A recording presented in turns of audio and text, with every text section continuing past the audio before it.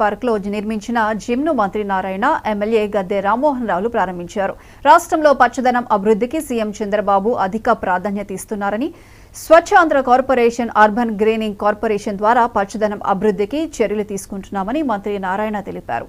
విజయవాడ అభివృద్ధిపై ప్రజాప్రతినిధులు, వీఎంసీ అధికారులతో సమావేశం ఏర్పాటు చేసి నిర్ణయాలు తీసుకుంటామని, ఆర్థిక ఇబ్బందుల నుండి రాష్ట్రం గట్టెక్కేందుకు కొంత సమయం పట్టేలా ఉందని మంత్రి నారాయణ తెలిపారు.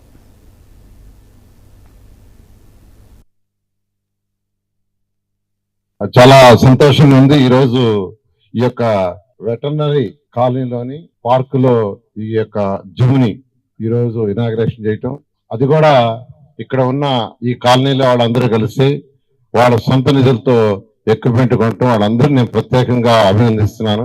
ముఖ్యమంత్రి గారు యాక్చువల్ గా ఎక్కువ ప్రయారిటీ గ్రీనరీకి ఇస్తారు.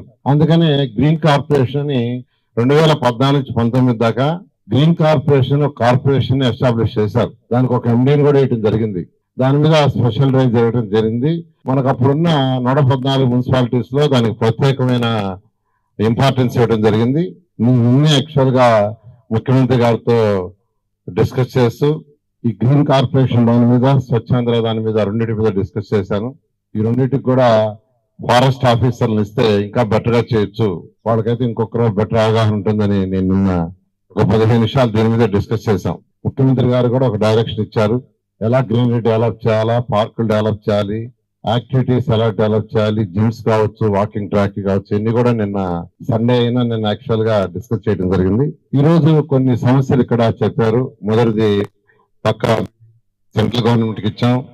స్పోర్ట్స్ యాక్టివిటీ వాళ్ళ కోసంగా కట్టారు, కానీ శిథిలావస్థలో ఉందన్నారు. నేను కూడా చూస్తాను అది ఎప్పుడు పడిపోద్దో అనే స్థితిలోనే ఉంది. కొంత భాగం కూడా పెచ్చులు పడిపోతుంది. నేను ఆ కన్సర్న్ డిపార్ట్మెంట్, సెంట్రల్ గవర్నమెంట్ సంబంధించిన వాళ్ళతో డిస్కస్ చేస్తాను. అంటే కార్పొరేట్ గారు చెప్పారు వాళ్ళకి ఎక్స్చేంజ్ గా వేరే ల్యాండ్ ఇస్తే ఆ ల్యాండ్ మనం ఈ కాలనీకి తీసుకోవచ్చు అని. దాని విషయం ఖచ్చితంగా నేను ఆ కన్సర్న్ అధికారులతో డిస్కస్ చేస్తాను, మీ అందరికీ తెలియజేస్తున్నాను. అదేవిధంగా ఎల్ఎన్టీ వాళ్ళు స్టార్ట్ చేసిన వరకు వాటి కంప్లీట్ చేయాల్సి ఉంది. మొన్న ఈ మధ్య ఒక 1 వీక్ బ్యాక్ మున్సిపల్ అధికారులను పిలిచాను నేను. అసలు ఏం జరిగింది వాళ్ళు ఇవ్వడానికి రెడీగా ఉన్నారు. అయితే